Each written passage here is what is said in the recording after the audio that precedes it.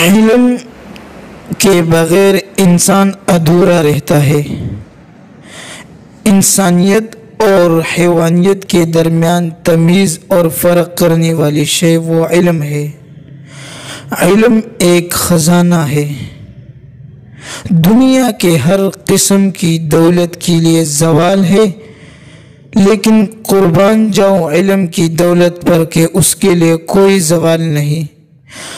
اس لیے حضرت علی رضی اللہ تعالیٰ عنہ فرماتے ہیں، رضینا قسمت الجبار فینا، رضینا قسمت الجبار فینا، لنا علم وللجہال مال۔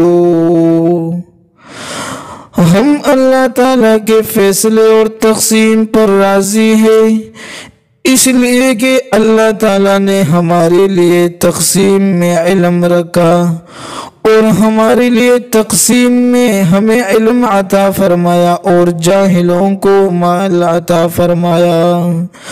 فَإِنَّ الْمَالَ يَفْنِي عَنْ قَرِيبٍ وَإِنَّ الْعِلْمَ يَبْقِي لَا يَزَالُ۔ اس لیے کہ مال یہ ان قریب فنا ہونے والا ہے، لیکن علم یہ ہمیشہ باقی رہے گا، اس کے لیے کوئی زوال نہیں۔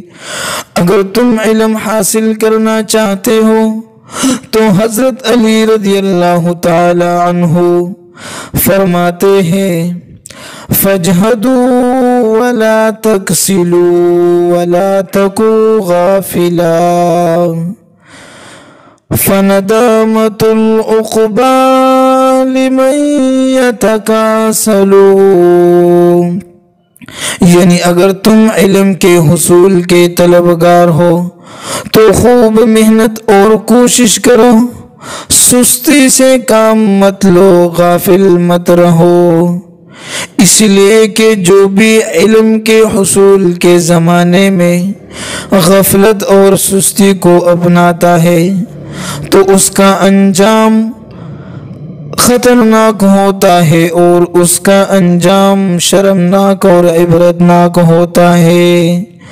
حضرت علی رضی اللہ تعالیٰ عنہ علم کے بارے میں فرماتے ہیں، لو کان ھذا العلم یدرک بالمنی ما کان یبقی فی البریۃ جاہلا۔ یعنی جو علم کا مقام و مرتبہ سب سے زیادہ اعلیٰ و ارفع ہے، اگر یہ علم صرف تمنا اور آرزو سے حاصل ہو جاتا تو پھر روئے زمین پر کوئی جاہل باقی نہیں رہتا، لیکن علم حاصل کرنے کے لیے محنت کرنا پڑتا ہے، علم کے لیے مشقت برداشت کرنا پڑتا ہے، یہ تمنا اور آرزو سے حاصل نہیں ہوتا۔